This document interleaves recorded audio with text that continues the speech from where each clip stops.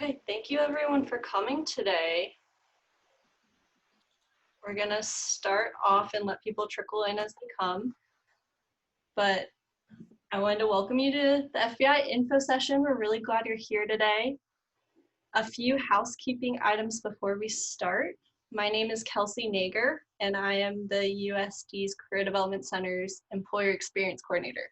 So I work with employers to get them to career fairs, info sessions, interview days, all of the above. So if you have any questions about that, you can email me after. But today we're really glad to have Wendy here representing the FBI. This session will be recorded. So if you do not want your face to potentially be in the recording, please turn your camera off now. And then at the end, we'll have some Q&A time. So if you want to ask a question verbally to Wendy, you can unmute yourself, or you can message your questions in the chat box during her session, and I can verbally ask them for you at the end. So up to you what your comfort level is, but I just wanted to let you know that this is being recorded. If your camera's on, your face may be in the recording. We're gonna have Wendy speak for maybe about 30 minutes, and then we'll have Q&A time for 10 to 15 minutes at the end. So save your questions until then, and then she'll be happy to answer them. If you're wanting to receive a Compass, Passport, or Connect point today, there's nothing you need to do in follow-up. We're going to be utilizing the registration with your student ID, as well as the attendance report from Zoom. So nothing you need to do, but please give it a few days for it to show up in your portal, because we are doing everything manually since it's virtual. And then lastly, I'll be sending up a follow-up email to all of you after the session, and it'll include Wendy's contact information, so you can reach out to her individually, as well as the job postings that FBI currently has open, and then their core competencies, which I'm sure Wendy will touch on in the presentation, but you'll have a PDF version of it later, so you can refer to it after the session. So without further ado, I'm going to pass this off to Wendy. If you have any questions, message them in the chat or save them until the end. And thank you, Wendy, for being here today. We're excited to have you. You are welcome. Everyone can hear me? Okay, great. Thanks, Kelsey. So as Kelsey mentioned, my name is Wendy Teasdale. I'm a special agent with the FBI. As you can tell, I'm working from home. I have bribed children, pets to stay out of my room, so I apologize in advance if that changes and someone wanders in. A little bit about me. I've been an FBI agent for almost 18 years now. I started my career in Los Angeles as an agent, and I worked gangs there. I raised my hand to take an Arabic class. I did an beginning Arabic class back east, and then I was transferred to counterterrorism, where I worked for about 2 years. Following that, I was lucky enough to get a transfer back to San Diego, which is where I grew up. I went to UCSD and San Diego State, and I came back here with my husband, who's also an agent. And he actually, I have to now mention, just finished 25 years as an agent and was eligible to retire last Tuesday, but he's staying on for the foreseeable future because he loves his job. Got a couple of boys. I've worked mostly intel, mostly counterintelligence, and about a year ago, I raised my hand to be the recruiter. So I'm now recruiting for San Diego field office, professional staff jobs, as well as special agent, and I'm the applicant coordinator. So my folks that get into the pipeline as a special agent applicant or with the student programs, I run into them again after recruiting them. I see them in the pipeline as an applicant. So I have a whole insight into that entire process from very beginning to that conditional offer of employment. So today I want to talk a little bit about student programs, although I will, depending on time, talk a little bit about special agent because people usually have questions and there are a lot of myths that go along with that position that I like to dismantle as much as possible. We have 2 student programs. Let's see, come on. There we go. But I want to first start off with a video. This is a pretty good video. It's about 8 minutes, and it actually gives a lot of insight into the Bureau and how it's changed. So when I came into the Bureau, I came in right after 9/11, as it was suddenly changing from a criminal investigative agency into an intelligence agency, which is what we are now. So I want to share this with you. I just need a thumbs up to make sure the volume is good once it starts. The FBI is one of the world's premier security and crime-fighting agencies. It plays a vital role in enforcing the laws of the United States and in protecting the American people. Since the Bureau's creation over a century ago, times and threats have changed, and the FBI has changed with them. Yet the foundation of the Bureau's success has remained the same.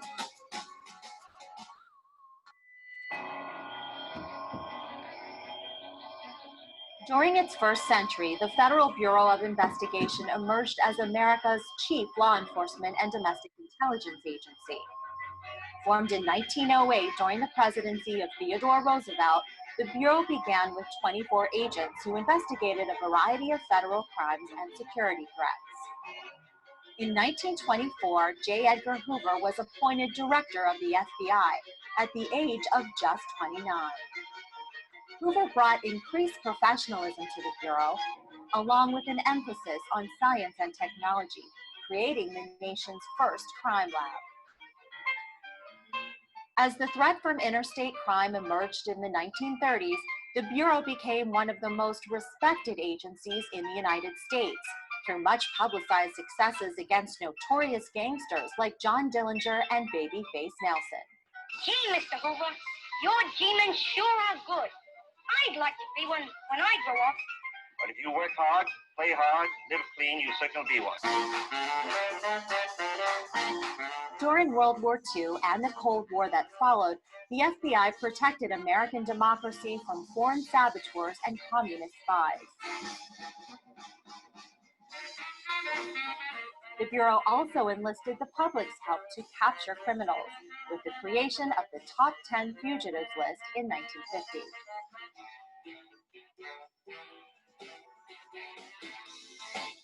As America experienced turbulent change, the FBI's role continued to evolve.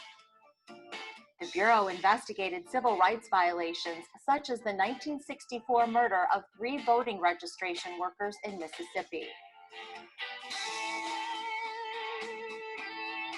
In a reflection of the times, more women and minorities joined the Bureau's ranks. Female special agents came on the scene in 1972. That same year, the FBI opened a new training academy in Quantico, Virginia. By the time Hoover died in 1972, after nearly 48 years at the Bureau's helm, the FBI was implicated in abuses of power. Subsequent directors set out to reform the Bureau with the help of new laws and policies.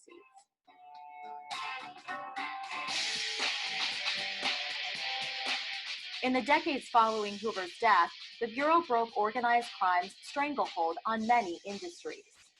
It also took on white-collar crime and public corruption through sting operations such as Abscam, and captured enemy spies like John Walker and Aldrich Ames. Yet the Bureau also learned important lessons from the troubling incidents at Ruby Ridge and Waco, and from the discovery of FBI Special Agent turned Russian spy Robert Hansen.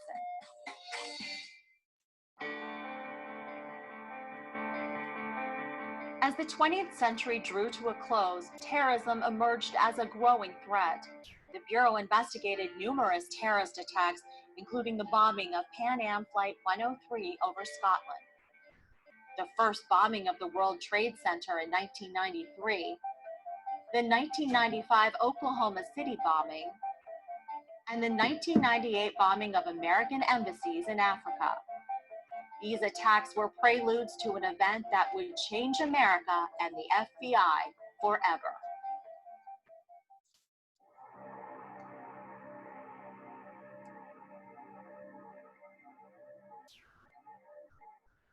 The terrorist attacks of September 11, 2001 marked a turning point in the Bureau's history.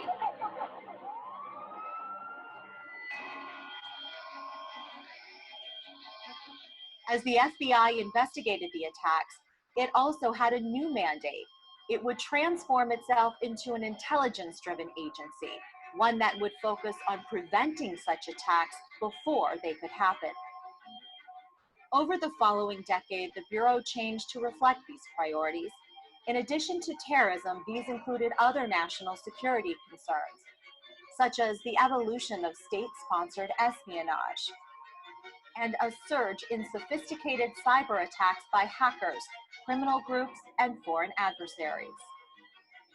In an era of globalization, the Bureau also confronted new criminal threats, such as transnational organized crime, human trafficking and child exploitation, sophisticated white-collar crime, and violent gangs.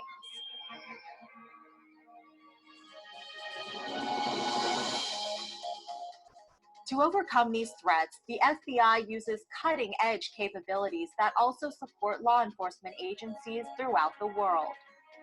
From the renowned FBI laboratory to high-tech facilities where millions of criminal records can be cross-checked in the blink of an eye, and the National Counterterrorism Center, where FBI specialists coordinate intelligence operations with other agencies around the globe. Yet the Bureau's strongest asset remains its people. After 9/11, the FBI hired waves of new agents, intelligence analysts, and other needed professionals. These dedicated men and women work in hundreds of cities and towns in the United States, in close cooperation with federal, state, local, and tribal partners. They also work alongside foreign counterparts in more than 60 countries, confronting threats that increasingly transcend borders. FBI employees receive superior training, and they bring to their work a range of skills and expertise. From counterterrorism analysts who decipher intelligence to help stop a deadly enemy, to hazardous materials experts who may be asked to identify and dismantle a weapon of mass destruction. From forensics experts who painstakingly comb a crime scene, to computer scientists who study the digital fingerprints left by cyber attackers. These individuals are the best our nation has to offer, and what motivates them is not a quest for personal gain, but a desire to serve their country.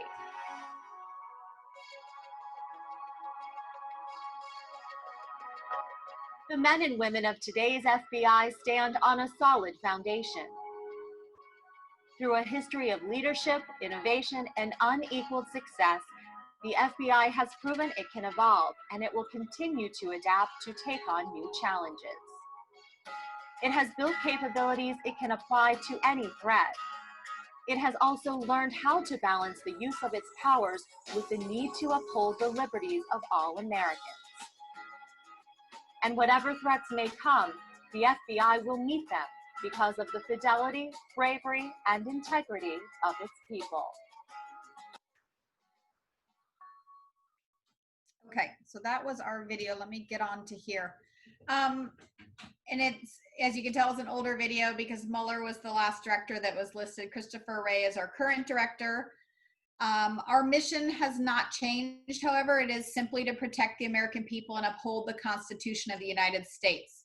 And I have to say, as I've come along in my career, that is really what has kept me in this career, kept me engaged, because regardless of the noise outside politically or in the media or just generally in society, all the stress that's going on, we're in the middle of a pandemic, this is our mission. And when you look around, you do see your colleagues with their head down getting the work done. And I think right now, I was just in the office yesterday, and I'm rarely in the office now. I'm able, luckily, to work from home mostly. And I was talking to my colleagues who I hadn't seen in months. And it was pretty impressive to see that they had continued to move forward, continued to move their investigations forward. The federal government is probably not known for its agility, but we were able to pick up, in March when everything came grinding to a halt, and continue to move forward with our mission. And I think that's something that impresses me the most, especially as a senior agent at this point. A little bit about our organization. It's huge. We have one director, which is a 10-year appointment. Approximately 35,000 employees work for us. That would be both professional staff as well as special agents.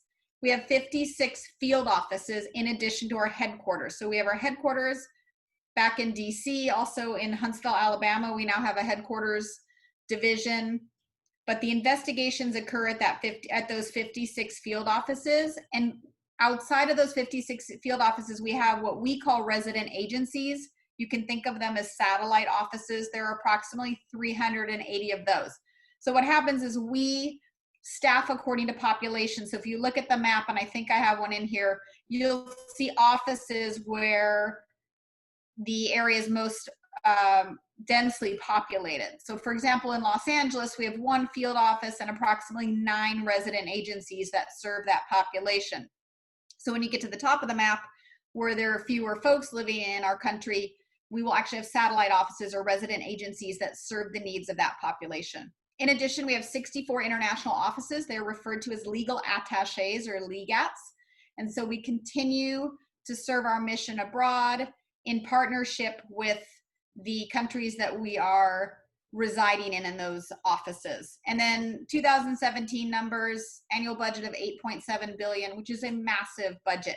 If you think of the FBI, it's sort of a two-sided agency. We have our investigative side, and then we have the administrative side that supports those investigations. So we will have accountants on the investigative side, and then we have accountants on the administrative side that drive those budgets. So if you think of it that way, it's a massive corporation with an investigative arm as well. So there's that map I referred to, and I apologize, I'm hoping I'm not talking too fast. I know Kelsey will keep me on schedule if I need to be redirected. So those are our 56 field office locations. As I said, towards the top of the map, you don't see any field offices, but those states, the cities within them are served by resident agencies. So you could work you could be assigned to the Salt Lake City office and actually work in a different state. Some of those satellite offices have 2 or 3 agents, depending on how big that resident agency is. Some of our resident agencies outside of Los Angeles are larger than some of our smaller field offices. So here in San Diego, we are considered a medium field office. And as you can see, we also have offices in Hawaii, out of Anchorage, and Puerto Rico as well. So what do we investigate? Well, we investigate all the federal violations, and those are terrorism, counterintelligence, cyber crimes. I won't read the list. I know you're all able to read. I think one of the things I want to mention is a lot of folks will say to me, why do I want to work for the FBI? Why wouldn't I rather work for the IRS or Secret Service? I get that question a lot, especially folks who are interested in special agent positions. And my answer is we investigate all of the violations. So within your 20-year career, you have this diverse opportunities to investigate gangs, terrorism, white collar crime. And if you're working for another agency, while they may be excellent agencies to work for, you are limited to your violations that you work. And then of course, these violations, terrorism, counterintelligence, the priorities change, right? As we evolve year to year, headquarters, our analysts, our folks will get together and say, okay, what is our priority? Is it cyber? Is it counterintelligence? Is it counterterrorism? But those 3 tend to be 1, 2, and 3 every year, whether they change order or otherwise. Okay, student programs. I want to talk a little bit about student programs. We have 2 of them. And I encourage you, if you decide to apply for one of these student programs, please email me directly. Kelsey will send you my email, and it's at the end of this presentation. I really do like to give folks a little more insight into this program before they apply, because we are such a large agency. These programs are vast. We get a lot of applications, and I like to just give you a little more insight moving forward. We have the Honors Internship Program. Now, the dates are at the bottom. So every year there are fall applications, and the dates are adjusted depending on how many positions we have and what's going on. Right now, August 21st through the end of September, they are accepting applications for our Honors Internship Program. It's a 10-week paid summer internship program. It's open to full-time college students. So you have to be enrolled and attending an accredited college or university and returning as a student this semester following the internship. Now, one thing I didn't mention in this slide, but I want to point out is they are not accepting applications from freshmen this year, unfortunately. I'll explain why after I get through this slide because I don't want to forget to get through it. You've got to have a minimum GPA of 3.0 or higher. It begins in June and it ends in August. So you'll work 40 hours a week in the summer, and then because we give you a top secret security clearance. So this is a big internship. That's why we accept applications in the fall, because the background investigation takes that long to offer you that position and have you start in June. So because you have a top secret security clearance, you need to maintain that clearance by coming in and working approximately 16 hours. It says per month, it's actually per quarter that's changed. So 16 hours per quarter through the school year. And that is flexible. The field office works with you to maintain that. So you don't miss school. We do work with you. And you work side by side with FBI employees. Now, how do these positions and the numbers of applications, how are they dictated? How are they determined? The headquarters takes a look at long-term needs of the FBI. So they'll say, okay, in 2 years, how many positions do we have available that could be filled by a recent college graduate? How many positions do we have available in 2 years, 3 years, 4 years? And that's how they determine what applications they will take. So what they've said is, hey, we've got too much going on right now with this pandemic and all of these changes. We can't determine 3 to 4 years out what our needs are right now. So we don't want to take freshmen because we don't want to take freshmen and not have positions for them when they graduate. Because the plan is that you come in as an honors intern, you successfully complete your summer, you continue to be invited back every summer to continue your internship. And then at the end of graduation, you're offered a position within the FBI. So that's the plan. And so they're very strategic about how many openings they offer year to year because they're anticipating being able to offer those positions as full-time employees upon graduation. So I hope that makes sense. I get a lot of questions about, hey, I am a film major, I'm a political science major, where would I be put within the Bureau? And the answer is, I don't really know. Sometimes our interns make perfect sense. They have political science degree that they're working on, they speak Mandarin Chinese, and they're put side by side on a counterintelligence squad. Makes a lot of sense. Sometimes we have folks that come in and their resume looks good, they do really well in their interview, and they're put in the evidence room. So I want you to know, especially for those of you who have a more general undergraduate degree that you're working on or graduate degree, they're looking less for specific skill sets and more for, are you the kind of person that we can put in any position and see you thrive? Now, of course, accounting, cyber, computer science, they're looking more for a skill set there as well.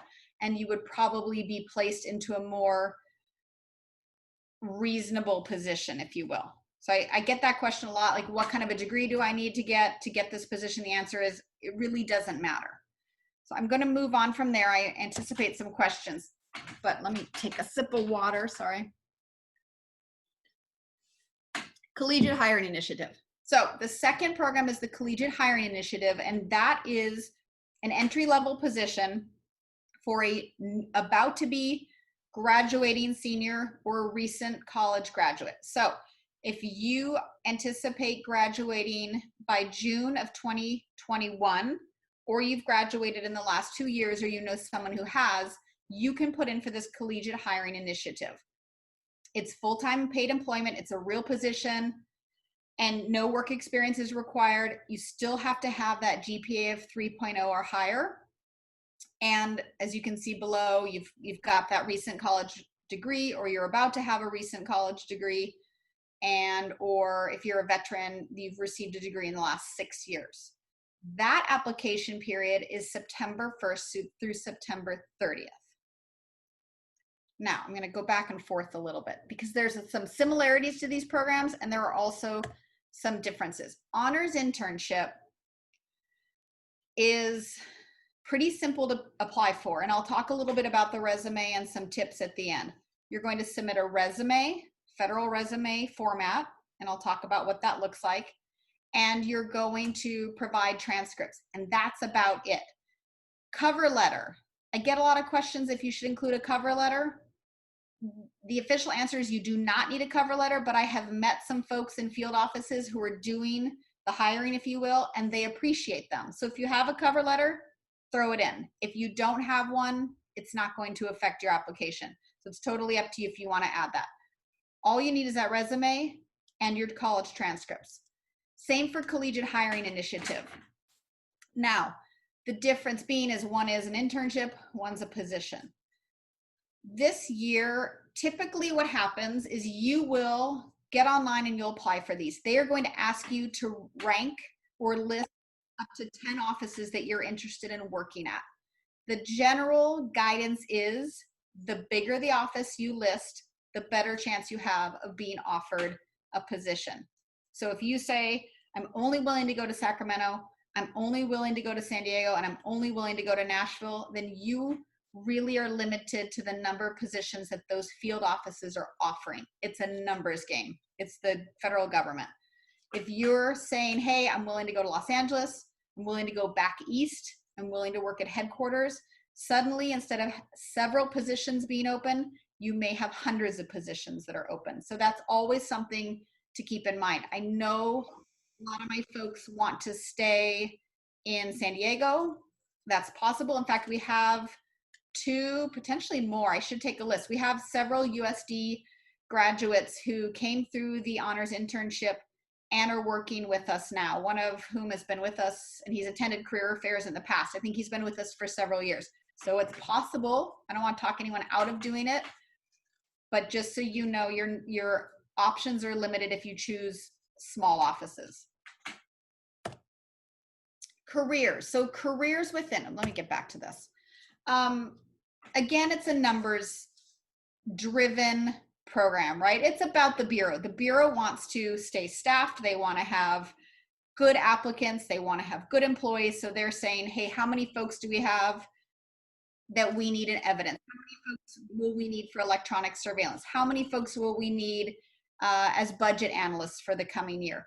And that's how they offer these positions. So Collegiate Hiring Initiative every single year will give you various fields that you can put in for. Often there's some technical options. So if you have electronics, like electrical engineering, or there's finance, accounting, budget analysis, things like that. But then there are always general options. So any degree, I have a German literature degree. Of course, I came in as a special agent, but really any degree you have, you are eligible to put in for any of these general Collegiate Hiring Initiative or the honors internship.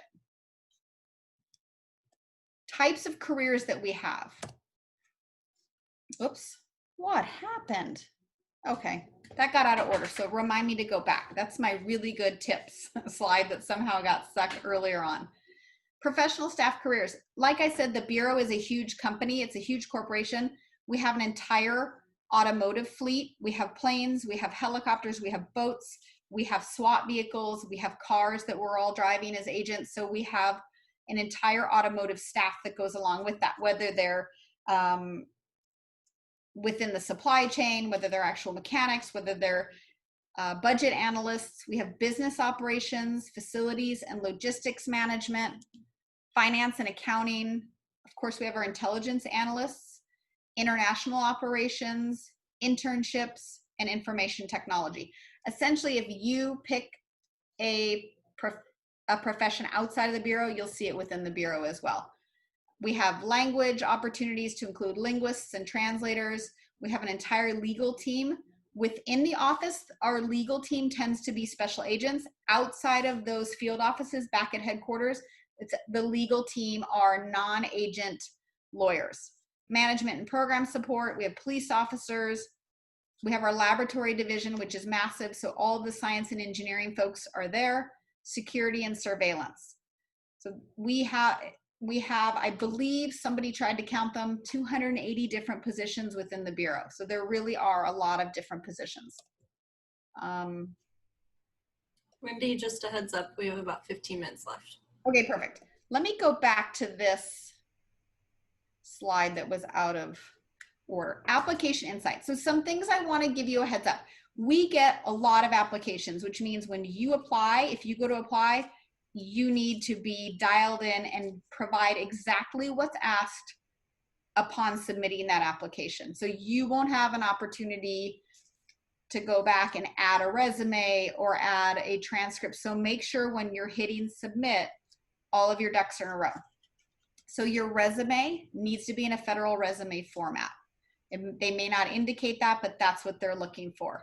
That means that your timelines for your education, your timelines for your work experience, your timelines for volunteering experience, those are all month and year. So you'd say, you know, June 2019 through June of 2020, I worked customer service for Target. And you also want to indicate the approximate hours you worked. It's less important for the honors internship because we recognize that most of you are potentially not going to have a lot of work experience, but it's important for any other position within the Bureau. Do not have any gaps in your resume. I always joke that it's the federal government. We're giving you a top secret security clearance. We want to make sure that there's not 3 months that you're in some foreign country doing something you shouldn't be doing. So make sure that going back 10 years or to your 18th birthday, your months and your years are all accounted for. Now, maybe you took the summer off and you traveled. That's fine. Just indicate that on your resume. You want to make sure that it's a clearly laid out snapshot of what you've been doing since your 18th birthday or 10 years. Multiple pages are welcomed. I recommend you do not limit it to 1 page if you do not have to, and include all of your experience. Don't just include the professional work experience that you think we're looking for, include all of it. Customer service, part-time jobs, volunteer experience, any organizations, community service that you've been a part of since high school, include that as well, and also include your education. The core competencies, which Kelsey is going to send to you, there are 7 of them. Collaboration, communication, initiative, they're all the core competencies that most jobs are looking for, right? You need to filter your experiences through those core competencies because that shows to our hiring folks that you've made an effort to take a look at what it is that we're looking for and you've made it work for your resume. And the other reason you want to do that is we're not looking for a hard skill set. We really aren't. We're looking for soft skills. So your volunteer experience, your education, whatever your experiences are, may be very, very different from the next person, but those core competencies sort of level the playing field. So sell yourself. Take a look at your resume. Say you did, and I'm just using customer service as an example. I worked part-time at Sears in college, right? I sold tools. So that would be that's what goes on my resume. But if you think about all of the things that go into customer service, you're being flexible and adaptable every time you talk to a customer that has different demands, right? Maybe they don't speak English. Maybe they're hard of hearing. Maybe they just don't know what type of tool they want. So you really need to sell what it is that's in your resume and don't short sell yourself. And I see a lot of folks doing that, especially my younger applicants who are like, oh, I had one girl who had these big gaps. And I said, why are there so many gaps in your resume? Well, she worked for Victoria's Secret part-time. She's like, well, I don't think that needs to go on my FBI resume. And I said, of course it does. Think about all of the core competencies that you hit while you were at Victoria's Secret.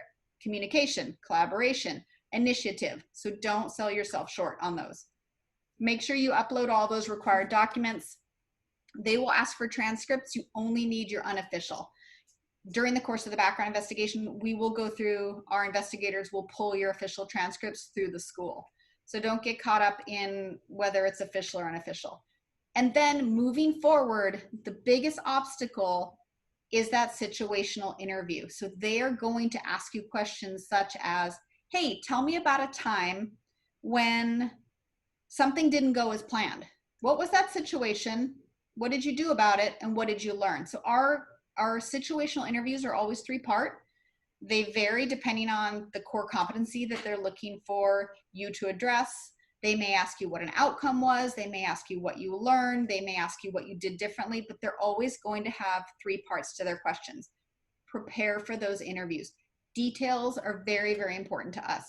So use your resume. Once you've submitted it, use your resume as a study guide. If you get a call and they want to set up an interview, practice. Make sure that you are ready to go with detailed information on your experiences. And the nice thing about the Bureau is they ask questions and you can use work experience, educational experience, personal experience. It doesn't matter where you draw your answers from. I'm starting to talk really fast because I know I'm running out of time. Let me move forward a little bit.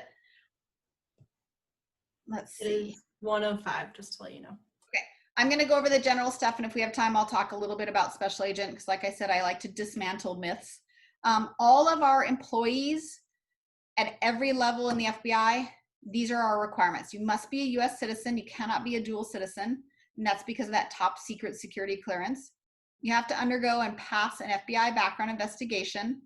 You have to be in compliance with our FBI drug policy guidelines, and you have to have resided 3 of the last 5 years in the US. Now, if you were working for a federal agency or military, that doesn't count, but you have to have been in the US the last 3 of the last 5 years. These are automatic disqualifiers: conviction of a felony, failure to register with selective service. The list goes on and on. FBIjobs.gov has all of this information. The one thing I do want to talk about, those are our drug policy, but you can look into that. CBD oil is something we're struggling with right now.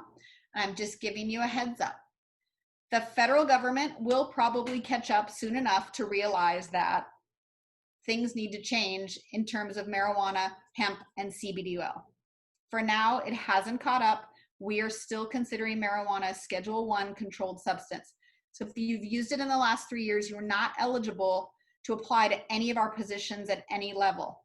Now, CBD oil counts as cannabis. So, if it's in your shampoo, maybe it won't. But we're seeing more and more folks coming through who are saying, oh, my chiropractor used a lotion with CBD oil in it. Oh, I drink kombucha with CBD oil. I'm just giving you a heads up. That could be a disqualifier. It's not necessarily an automatic disqualifier. The background investigation will determine that, but it is something that is rampantly and readily available right now. And so keep in mind, CBD oil use could boot you out of certain federal positions. Do we expect that to change? Yes. Are we hoping that will change? Yes, we really do, because it's a little ridiculous at this point, but for now it stays the same. You'll have a background investigation that lasts 4 to 6 months. You'll fill out a massive form with all of your information. They will ask you questions that you didn't think any employer would ever ask you. Who did you live with? Who are you divorced from? Do you have relatives who've been arrested? What happened? What did they do? They will want to know all kinds of things. So be prepared for that. Once you get through it, it's every 5 years they'll ask you to fill it out again, and you get kind of used to it, but it is very different when you go for a federal position with a top secret clearance. Of course, we'll fingerprint you, you'll have a drug test, we interview you again, ask you all of those questions that you just filled out, then you have a polygraph exam. Special agents will then do a physical fitness test and a medical health review as well. Okay, let me get back because I want to talk a little bit about special agent before we go to questions. We have about 5 minutes left. We can talk really fast.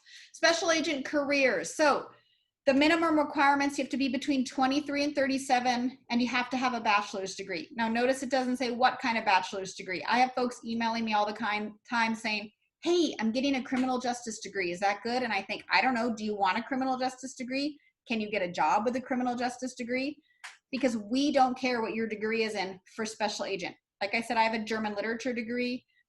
Our folks are now coming in with journalism, poli-sci, anything. All that matters is that you have a degree. It also doesn't matter what your GPA is. So we are not looking for a 3.0 GPA for special agents. We're just looking for a bachelor's degree. 2 years of professional work experience is required, or 1 year with a master's degree. Professional work experience generally is full-time, so 36 hours a week plus, requires a college degree, and is salaried. So there are some gray areas, but you can imagine teacher, accountant, lawyer, nurse, technical salesperson, anything that checks those boxes, and there are a lot of positions that do. Salaried, full-time, requires a college degree. That's professional work experience. You have to have a driver's license, which seems surprising, but folks in New York don't always have a driver's license, and we are required to drive for a job, and they actually give us a car. You have to be willing to relocate anywhere in the US. So out of the FBI Academy, you will be sent to anywhere in the United States. Now that's not true of the student programs because you are indicating where you want to go, but for special agent, you will have to relocate where the Bureau needs you outside of that academy. And we have a physical fitness test as well, which people are always asking. Sit-ups, 300-meter sprint, push-ups, and a 1.5-mile run is required of all of our applicants. So I think I did that. So almost on time too, 3 more minutes. Really quickly before I take questions, like I said before, if you have any interest in these student programs, I really do encourage that you apply. Sort of the beauty of the FBI, the beauty of the federal government is you can put in an application, get a position, not get a position, halfway through decide you want to do something else. We never get offended. I've got folks who are applying to be a special agent, and when I look at their profile, they've applied for 6 other jobs, they've withdrawn, they've changed their mind. It doesn't matter to us. So put in for it, keep your fingers crossed, and see if you get that position. Other thing I want to say is don't be offended if you don't get the position. It is a numbers game. Sometimes we get so many applications that the top 5 are really impressive and they never get to 6 through 10 or whatever that number is. And also you may say, I want to go to San Diego and Sacramento and that's it. And San Diego and Sacramento may not have positions available. So it's not a lot of effort to put in that application. So I do recommend that you give it a shot. But again, speak with me. I'm happy to look at resumes as you go through the process. Happy to talk to anyone you want to send my way. I do like talking about this career. And I try to walk a fine line between what the Bureau wants me to tell you and what I want you to know going forward. So with that, I'm happy to answer questions. Feel free to unmute yourself to ask a question, or you can text it in the chat box to either myself, Kelsey, or to everyone, and I'll read it aloud for you. And then Wendy's email will be emailed out after this. So if you have specific personal questions, you can message her after too.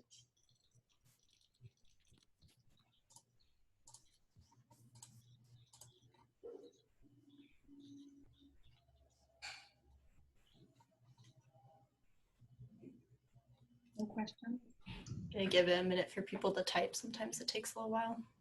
Yeah, and if you have questions that are specific that you don't want addressed here, like Kelsey said, I'm happy to answer more personal questions via email. That's no problem at all. She's friendly over email, I promise. I am. The beauty of the special agent position for you is we're available 24/7, which means I'm very well trained that when my phone goes off, I check it.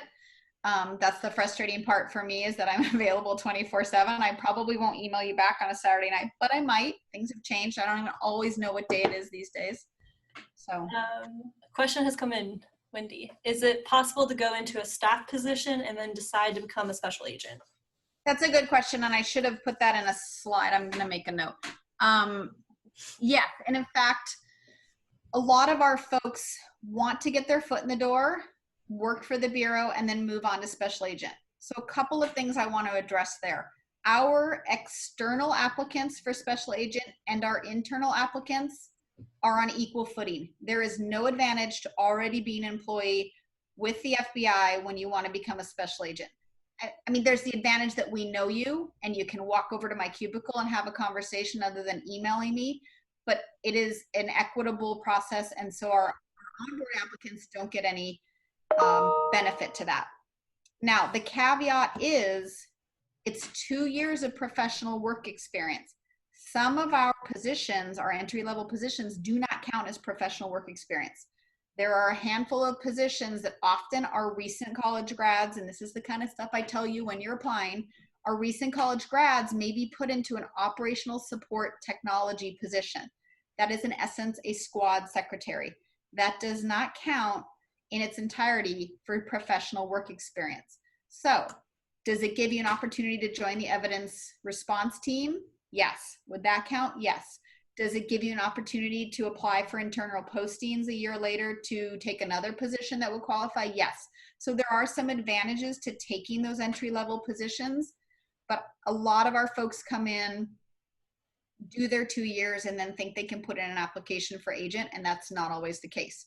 So make sure you're really well informed if you get one of these positions when you land there, what you need to be doing to get that professional work experience with us. The next question that came in was, why aren't they taking freshmen this year for the internship? So I think from what I've been told, and it makes sense, is it's a numbers game. We are trying very hard to have a snapshot of 3 months, 6 months, 9 months, 1 year out. What numbers do we have and how can we fill them? And I think this year we are, because of COVID and how things have changed, we've got a lot of folks being offered early retirements that weren't going to be offered early retirements. And it's just changed things tremendously. So I think the Bureau decided, hey, it's almost impossible for us to accurately determine what jobs are available 3 years and 4 years out, and they just decided not to offer that to freshmen this year. But typically freshmen are eligible. I want to be mindful of time, so if people have to log off, that's fine. We'll use the Zoom attendance report for Compass, Passport, and Connect. I see that there are a few questions left, so I will stay on and ask them to Wendy, and this will be recorded and put on YouTube, so you can always check back there if you'd like. But we'll stay on just a few minutes longer to get these few questions answered, and then I want to be mindful of Wendy's time as well. So the next one was, I am a U.S. citizen, but I've recently become a Mexican citizen too. Will this disqualify me? So you are not allowed to maintain dual citizenship with a top secret security clearance. So what they typically will do is you will have to sign paperwork saying that you understand that. And in essence, we take your foreign passport for the time that you are working for us. It's a part of the top secret security clearance requirements. It has really nothing to do with the FBI and more to do with the intelligence community and how they issue clearances. So you may not maintain dual citizenship while you're an FBI employee. Thank you. The next question that came in, and I'll have this be the last to be mindful of everyone's time, is which locations in the U.S. typically have the most internship positions available for the honors internship in particular? So any of our large offices, New York, Los Angeles, San Francisco, Washington, D.C., our headquarters unit, that's a massive division with multiple positions that are available. Huntsville, Alabama, they want me to push Huntsville, Alabama this year. That we are moving our finance and our laboratory division down there. So I know it doesn't sound super appealing, but it is low cost of living, and NASA's down there, so it's supposed to be a pretty good community to live in. I think this year you can list 10 offices that you'd like to go to versus the 3 in prior years. So keep that in mind as well. I would recommend putting the bigger offices and the bigger divisions to the top and the smaller offices to the bottom. Perfect. Thank you so much, Wendy. I hope that all the students got their questions answered, but if you didn't, you can definitely follow up with Wendy via email, and I'll be sending all that information out by the end of the day, so look out for it then. But thank you, Wendy, for your time. We love having you and love all the information that you provide our students, so thank you so much. Thank you. All right, guys, have a good rest of your day.